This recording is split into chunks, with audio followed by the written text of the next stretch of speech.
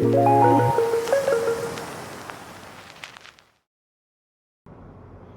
les bendiga, hermanos y amigos. Sean bienvenidos a este espacio teológico universitario. Hoy, bajo el tema del Espíritu Santo, la tercera persona de la Trinidad, hablaré de unos aspectos relevantes en nuestra adoración a Dios. Una triste realidad que observamos en la actualidad en diferentes iglesias y grupos religiosos son en sus actividades el desorden en la adoración, un mover del Espíritu Santo que estas iglesias o grupos le atribuyen a Él, una omisión a las Sagradas Escrituras que ha dado lugar solo a experiencias cristianas, y un serio peligro al ofrecer a Dios una adoración no bíblica. El apóstol Pablo escribe a los colosenses lo imprescindible en el culto a Dios, que la palabra debe de abundar en la iglesia para que a través de ella sea instruida, y que la iglesia debe de cantar a Dios con gratitud. El Espíritu Santo mora y obra en cada creyente, de modo que ya no hay que buscar nada.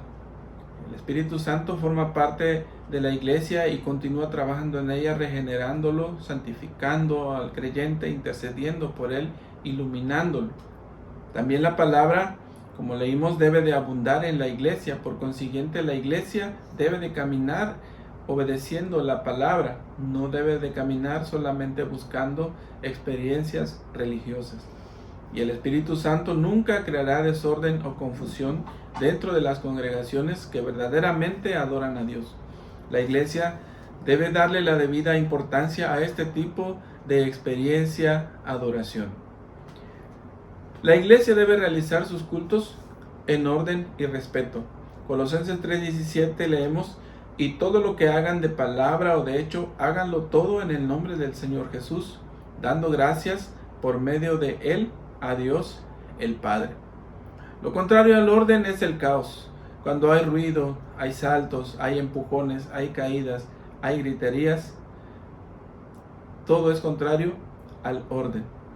La iglesia debe de instruirse en la palabra, cantar, orar en orden. El orden es imprescindible dentro de la iglesia. Por eso, 1 Corintios 14:40, el apóstol dice: pero que todo se haga decentemente y con orden, pues debemos de tener reverencia y respeto al nombre del Señor. Colosenses 3:17 menciona: háganlo todo en el nombre del Señor. Así que tenemos que hacer con reverencia y respeto todas nuestras actividades dentro de la iglesia. ¿Cómo obra el Espíritu Santo en la iglesia? El Espíritu Santo obra convenciendo al hombre, redarguyéndolo a dejar el pecado, convenciéndolo y regenerándolo. También el Espíritu Santo intercede por el creyente. Romanos 8:26 dice la Escritura que el mismo Espíritu intercede por nosotros con gemidos indecibles. Él intercede por los santos conforme a la voluntad de Dios. El Espíritu Santo está obrando, santificando al creyente.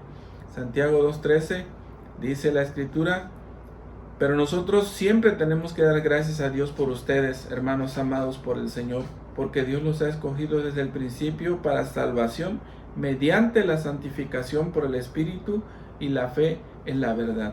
El Espíritu Santo habita en el creyente.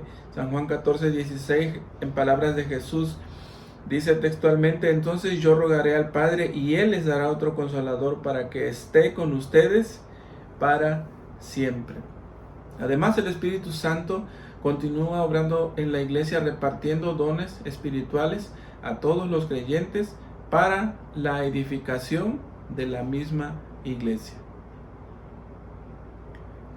La iglesia entonces debe de hacer uso correcto de las escrituras y ordenanzas bíblicas. La palabra de Cristo ha de abundar en las actividades de la iglesia. Colosenses 3:16 dice la Escritura que la palabra de Cristo habita en abundancia en ustedes, con toda sabiduría, enseñándose y amonestándose unos a otros con salmos, himnos y canciones espirituales, cantando a Dios con acción de gracias en sus corazones. La palabra de Cristo debe de estar presente con toda su riqueza, tanto en la edificación mutua como en la liturgia. Así la palabra entonces debe de ser lo principal en las predicaciones, en los estudios y en todas las actividades de la iglesia. También la palabra de Dios debe de estar presente en la himnología y alabanza que canta la iglesia. También la iglesia debe de cumplir con las ordenanzas bíblicas que estableció nuestro Señor Jesucristo, como son el bautismo en agua como señal de arrepentimiento y la comunión de la Santa Cena.